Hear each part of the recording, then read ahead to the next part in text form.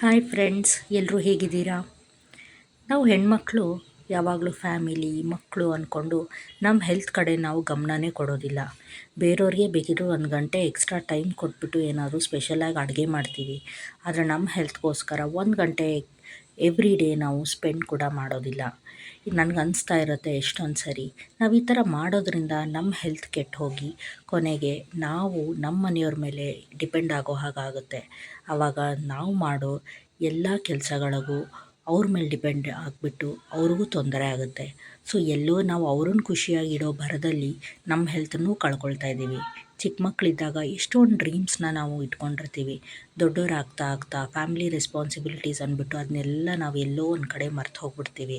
ಅದರಿಂದ ನಮ್ಮ ಮಕ್ಳಿಗೂ ಅವರು ದೊಡ್ಡವರಾದ್ಮೇಲೆ ಅವ್ರ ಡ್ರೀಮ್ಸ್ನ ಅವ್ರು ಕಿಲ್ ಮಾಡಬೇಕು ಅನ್ನೋ ರಾಂಗ್ ಎಕ್ಸಾಂಪಲ್ನ ಗೊತ್ತಿಲ್ಲದೇನೆ ನಾವು ಸೆಟ್ ಮಾಡ್ತಾ ಇದ್ದೀವಿ.